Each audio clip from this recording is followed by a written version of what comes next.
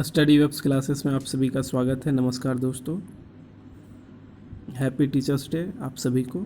आज teachers day भी है और साथ में एक और इम्पोर्टेंट बात आप लोगों को से करनी है कि आप लोग ट्विटर या जितने भी सोशल नेटवर्किंग साइट हैं सब पर अभी अपना जो मुहिम चल रहा है आरआरबी एग्ज़ाम डेट्स क्लियर करने के लिए सरकार से बोला जा रहा है। तो इसके तहत आप लोग ट्विटर पे जाकर हैशटैग के साथ में स्पीकअप और हैशटैग आरआरबी एग्ज़ाम डेट्स, इस तरह से जितने भी ट्रेंडिंग करने वाले जितने भी हैशटैग हो सकते हैं वो सब आप लोग ट्वीट करिए और साथ में अपनी बातों को भी रखें और अपने नाम के आगे बेरोज़गार लगाएं ताकि सरकार को भी समझ में आए कि इतने युवा जिनकी बात वो करते हैं वो इतने ज़्यादा बेरोज़गार हैं, जिससे एग्ज़ाम डेट्स आए और रिज़ल्ट जो बहुत सारे एसएससी का रेलवे का पेंडिंग है वो सबको जल्दी से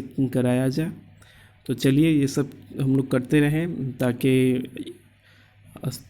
जो सरकार अभी हमारी बातों को नहीं सुनती है, नहीं मानती है, वो माने। अभी कुछ दिनों से ये सारा कार्य किया जा रहा है तो कुछ तो सरकार को असर हुआ है, हम लोग देख ही रहे हैं, जिसमें बिहार एसएससी का जो इंटर लेवल का एग्ज़ाम डेट आया है। इसके अलावा बहुत सारे भाई लोग का टेक्नीशियन का ज्वाइनिंग लेटर नहीं आ पा रहा था तो उसके बारे में कुछ नोटिफिकेशन आ गया है। और इसके अलावे बिहार एसआई का, बिहार दरोगा का जो मेंस था उसका लगभग डेट जो है डिक्लेयर हो ही गया है। इसके साथ में और भी कई रीजनल, जैसे राजस्थान में पुलिस का कुछ आया नोटिफिकेशन, उसके बारे में कुछ इन्फॉर्मेशन दिया गया सरकार की तरफ से। तो इससे हमें थोड़ा सफलता मिल रही है। आगे हम लोग अपने प्रयास को जारी रखेंगे। तो आप लोग जाएं ट्विटर पे, अगर अपना अकाउंट है नहीं है तो आप अपना अकाउंट ओपन करिए, क्रिएट करिए और सभी को और लोगों को भी प्रोत्साहित करिए और हैशटैग के साथ में अपना जो मांग है उसको रखिए, स्पीकअप, हैशटैग स्पीकअप और हैशटैग आरआरबी एग्ज़ाम डेट्स। ये दोनों अभी ट्रेनिंग पे चल रहा है और दोनों को करिए। बिहार में हैं तो बिहार में भी रोज़गार नहीं तो सरकार नहीं, इस तरह से करना है। तो चलिए ये सब तो चलता रहेगा, साथ में हम लोगों को पढ़ाई भी करना है। तो हम लोग प्राचीन भारत से का जो सीरीज चल रहा था उसी को कंटिन्यू करेंगे। आज इसी को रखे हुए हैं और इसको भी हम लोग आज कर लेते हैं। एक घंटे के अंतराल पे आप ट्वीट करते रहें, 4-5-6 ट्वीट करें हर बार।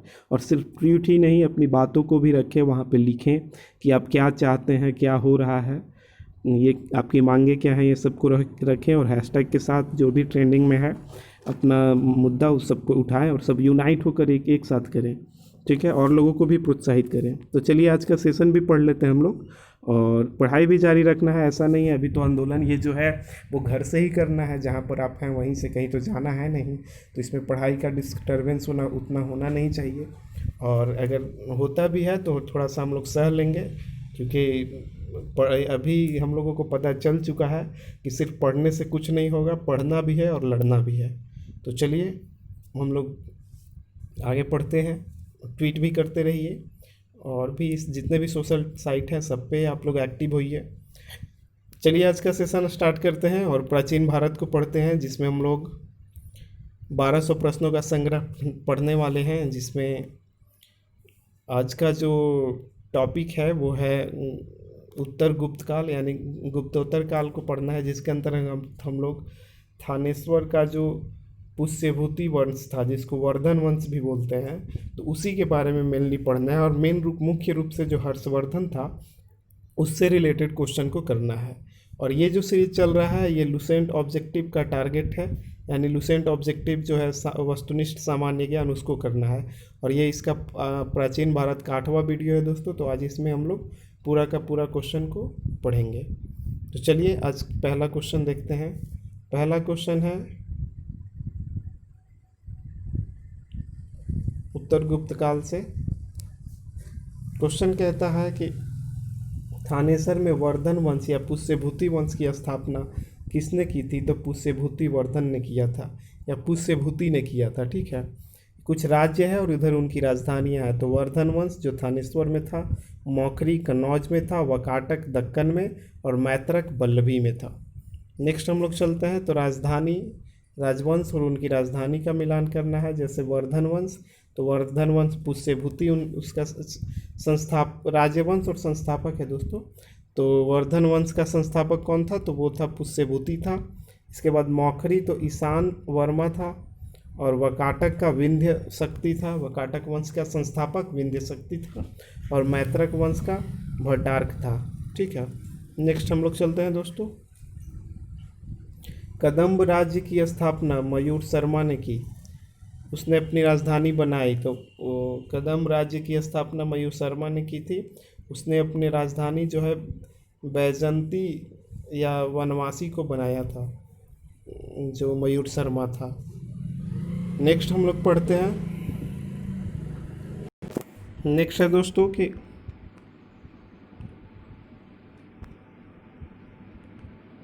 क्वेश्चन है कि निम्नलिखित में से वह अंतिम बौद्ध राजा कौन था जो संस्कृत का महान विद्वान और लेखक था।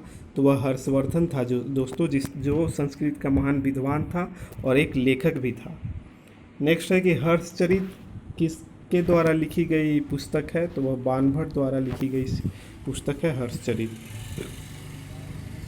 नेक्स्ट क्वेश्चन है दोस्तों कि हर्षवर्धन में के समय में कौन सा चीनी यात्री भारत आया था। तो वह हेनसांग था, यानी कि हेनसांग जो है हेनसांग वो हर्षवर्धन के शासनकाल में भारत आया था दोस्तों। नेक्स्ट क्वेश्चन है, हम लोग देखते हैं चालुक्य राजा पुलकेशन द्वितीय को किसने पराजित किया था। तो नरसिंह वर्मन ने इसको पराजित किया था, पुलकेशिन द्वितीय को, और पुलकेशिन द्वितीय ने हर्षवर्धन को पराजित किया था। नेक्स्ट है कि किस व्यक्ति को द्वितीय अशोक कहा गया है। तो हर्षवर्धन को द्वितीय अशोक कहा गया है। नेक्स्ट है कि वानभट्ट किस सम्राट के दरबारी कवि थे। तो हर्षवर्धन के दरबारी कवि वानभट्ट थे। नेक्स्ट है कि दोस्तों कि हर्ष और पुलकेशन द्वितीय के मध्य जो संघर्ष जारी था वह कहाँ से मिलती है। तो ऐहोल अभिलेख में उसकी जानकारी मिलती है दोस्तों। नेक्स्ट है कि प्रतापशील हून हरिन केसरी महाराजाधिराज नामक उपाधियाँ किसने ली थी। तो प्रभाकर वर्धन ने हून हरिन केसरी और महाराजाधिराज की उपाधि धारण की थी। नेक्स्ट है कि सम्राट हर्ष ने अपनी राजधानी थानेसर से कहाँ स्थापित किया था। तो कन्नौज में अपनी राजधानी को ले गया था। नेक्स्ट है कि सकलोतरा पथनाथ किसे कहा जाता है। तो हर्षवर्धन को सकलोतरा पथनाथ के नाम से जाना गया है। नेक्स्ट है कि हेनसांग किसे शिलादित्य कहता था। तो हर्षवर्धन को हेनसांग शिलादित्य कहता था। नेक्स्ट है कि गुप्त वंश के ह्रास के पश्चात उत्तर भारत में बड़े भाग में का पुनर्गठन किसने किया। तो हर्षवर्धन ने किया था। नेक्स्ट है कि बंगाल का कौन सा शासक हर्ष का समकालीन था। तो शशांक था। शशांक को हर्षवर्धन ने ही मार डाला था दोस्तों युद्ध में। ठीक है, नेक्स्ट है कि चालुक्य शासक पुलकेशिन द्वितीय ने किस नदी के किनारे हर्षवर्धन को हराया था। तो नर्मदा के किनारे। नेक्स्ट है कि हर्ष के शासनकाल में उत्तर भारत का सबसे महत्वपूर्ण शहर कौन था। तो कन्नौज था, जिसे उसने अपनी राजधानी बनाई थी। नेक्स्ट है कि हर्ष की जीवनी किसने लिखी। तो बाणभट्ट ने हर्ष की जीवनी लिखी थी, जिसका नाम हर्षचरित्र था दोस्तों, जीवनी का नाम। नेक्स्ट है कि हर्षवर्धन अपनी धर्म सभा कहाँ किया करता था। तो धर्म सभा जो है वो प्रयाग में किया करता था, और कुंभ मेला भी हर्षवर्धन ने ही स्टार्ट करवाया था दोस्तों। नेक्स्ट है कि वर्धन वंश की राजधानी थानेश्वर किस प्रदेश में स्थित है। तो थानेश्वर जो है हरियाणा में स्थित है। नेक्स्ट है कि हर्षवर्धन की जो बहन थी राजेश्री, उसका विवाह किसके साथ हुआ था। तो मौखरी नरेश गिरिह वर्मा के साथ में उसकी बहन का विवाह हुआ था दोस्तों। नेक्स्ट है कि हर्षवर्धन के अग्रज जो राज्यवर्धन द्वितीय थे, उनकी हत्या किसने की थी। तो गौंड नरेश शशांक ने उनकी हत्या कर दी थी। नेक्स्ट है कि हर्षवर्धन ने 606 ईस्वी में हर्ष संवत की स्थापना किस उपलक्ष्य में की थी। तो वह अपने राज्यारोहण के उपलक्ष्य में हर्ष संवत चलाया था दोस्तों। नेक्स्ट है कि कौन वर्धन वंश की राजधानी थानेश्वर से कन्नौज ले गया था। तो हर्षवर्धन था। नेक्स्ट है कि कन्नौज किस प्रदेश में स्थित है। तो कन्नौज उत्तर प्रदेश में है। नेक्स्ट है कि हेनसांग की भारत में यात्रा के समय सूती कपड़ों का सबसे बड़ा प्रसिद्ध नगर कौन था। तो मथुरा जो है वो हेनसांग के समय में सूती कपड़ा का सबसे ज़्यादा प्रसिद्ध केंद्र था। नेक्स्ट है कि कवि बाणभट्ट निवास करते थे, तो कहाँ के निवासी थे वो, थानेश्वर के थे। नेक्स्ट है कि नागानंद के रचनाकार कौन है। तो नागानंद के रचनाकार हर्षवर्धन है दोस्तों। इसके अलावा हर्षवर्धन ने प्रियदर्शिका और रत्नावली जैसी रचनाएं लिखी है, लेकिन कहीं कहीं मिलता है कि धावक नामक एक व्यक्ति ने इन सबको लिखा था और हर्षवर्धन खुद नाम दे दिया था सिर्फ, लेकिन वो विवाद का विषय है। लेकिन हम लोग जानेंगे नागानंद, प्रियदर्शिका और रत्नावली, ये तीनों कहानियाँ जो है वो हर्षवर्धन ने लिखी है। नेक्स्ट है कि सम्राट हर्षवर्धन ने दो महान धार्मिक सम्मेलन का आयोजन कहाँ किया था। तो कन्नौज और प्रयाग में किया था दोस्तों। नेक्स्ट है कि नागानंद, रत्नावली और प्रियदर्शिका नाटक नाटककार कौन है इसका। तो हर्षवर्धन है। नेक्स्ट है कि गुर्जरों को किस शासक ने पराजित किया था। तो हर्षवर्धन ने गुर्जरों को पराजित किया था दोस्तों। नेक्स्ट है कि आज भी भारत में हेनसांग को याद करने का मुख्य कारण क्या है। तो सीयूकी की रचना जो है हुई थी, हेनसांग ने की थी, एक पुस्तक है, उसी के कारण हेनसांग को याद किया जाता है दोस्तों, जिसमें ऐतिहासिक विवरण दिया गया है। नेक्स्ट है दोस्तों कि हर्षवर्धन के विजय जीवनी में एकमात्र पराजय देने वाला पुलकेशन द्वितीय कहाँ का शासक था। तो वादामी या वातापी का शासक था दोस्तों। नेक्स्ट है कि हर्षवर्धन ने अपनी पुत्री का विवाह बल्लभी नरेश से किया, जो कि उनकी एक बड़ी कूटनीतिक उपलब्धि थी। बल्लभी नरेश का नाम क्या था। तो ध्रुवसेन द्वितीय, यानी ध्रुवसेन द्वितीय से हर्षवर्धन ने अपनी पुत्री का विवाह किया था दोस्तों। नेक्स्ट है कि 641 ईस्वी में चीन के राजा ताई त्सुंग के पास एक राजदूत भेजा था। किसने। तो हर्षवर्धन ने।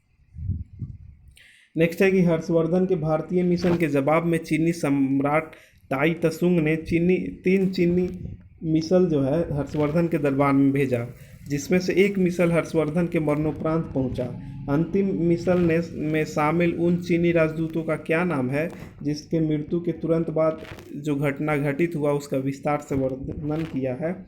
तो वान हवेन तसे मृत्यु के बाद तुरंत बाद आया था, हर्षवर्धन के तुरंत मृत्यु के बाद। नेक्स्ट है कि किस चीनी यात्री को वर्तमान साकेमनु या यात्रियों में राजकुमार कहा जाता है। तो हेनसांग को कहा जाता है दोस्तों। हेनसांग भारत में लगभग कितने वर्ष तक रहा था। तो हेनसांग भारत में लगभग 14 वर्षों तक रहा था। नेक्स्ट है कि हेनसांग के समानांतर एक महायान धर्म के प्राचार्य हर्षवर्धन ने कहाँ महासभा का आयोजन 643 ईस्वी में करवाया था। तो कन्नौज में, यानी हेनसांग के सम्मान में महायान जो बौद्ध शाखा है उसका धर्म प्रचार के लिए हर्षवर्धन ने एक महासभा का आयोजन 643 ईस्वी में कन्नौज में करवाया था। नेक्स्ट है कि कुंभ मेले को प्रारंभ करने का श्रेय किसे दिया जाता है। तो हर्षवर्धन को दिया जाता है। नेक्स्ट है कि नर्मदा नदी पर सम्राट हर्ष ने दक्षिणवर्ती आक्रमण को रोका। किसने रोका। तो पुलकेशिन द्वितीय ने रोका था।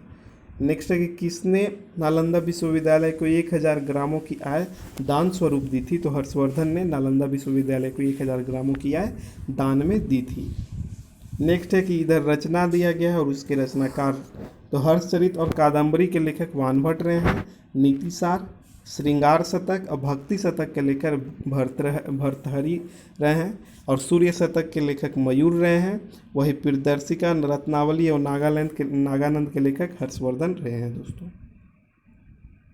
नेक्स्ट है कि कौन हर्षवर्धन के दरबार में संबंधित नहीं था। तो देखिए वानभट्ट थे, भर्तृहरि और मयूर थे, लेकिन कालिदास वो जो थे वो गुप्त काल से संबंधित थे, हर्ष से संबंधित नहीं थे।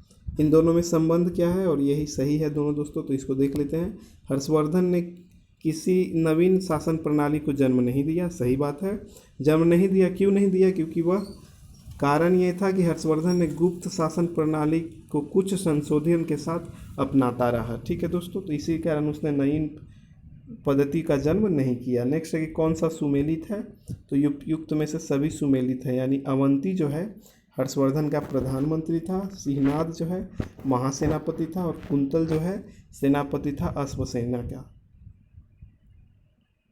नेक्स्ट हम लोग देखते हैं दोस्तों 49 नंबर